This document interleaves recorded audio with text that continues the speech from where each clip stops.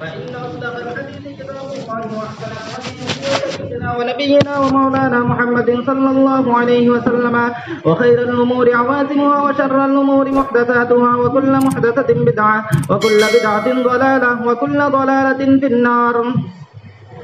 فضيلة الشيخ المفتي صبي أخضر القاسمي حفظكم الله وأكرمكم في الدارين، حدثكم فضيلة الشيخ نصير أحمد رحمه الله تعالى عن فضيلة الشيخ شيخ الإسلام حسين أحمد المدني عن فضيلة الشيخ شيخ الهند محمود الحسن الدوبندي، وحدثكم فضيلة الشيخ عبد الحق العظمي حفظكم الله وأكرمكم في الدارين عن فضيلة الشيخ شيخ الإسلام حسين أحمد المدني عن فضيلة الشيخ شيخ الهند محمود الحسن الدوبندي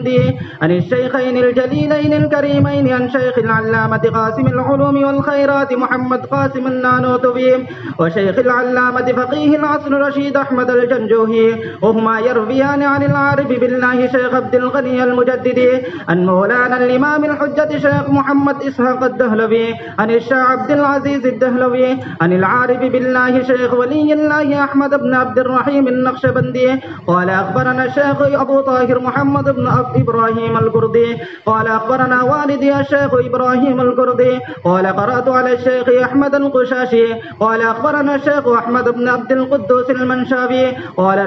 أخبرنا الشيخ محمد بن أحمد الرملي عن الشيخ زكريا بن محمد النبي يحيى الأنصاري قال قرأت على الشيخ الحافظ الحجة أحمد بن علي بن حجر الأسقلاني عن الشيخ إبراهيم بن أحمد التنوخي عن الشيخ أحمد بن أبي طالب عن الشيخ سراج الحسين المبارك عن الشيخ عبد الأول بن عيسى الهروي عن الشيخ عبد الرحمن بن المظفر الداودي عن الشيخ أبو محمد عبد الله بن أحمد السرخسي عن الشيخ أبي عبد الله محمد بن يوسف البربري عن الإمام الجليل الحافظ الحجة أمير المؤمنين في الحديث أبي عبد الله محمد بن إسماعيل بن إبراهيم بن مغيرة بن بردسبة الجوفي اليماني البخاري رحمهم الله تعالى. اللهم انفعنا بعلومه وعلومهم آمين يا رب العالمين. أنه قال حدثني الحسن بن مدرك قال حدثنا يحيى بن حماد قال أخبرنا أبو عوانة عن عاصم الأحول عن أبي عثمان عن سلمان رضي الله تعالى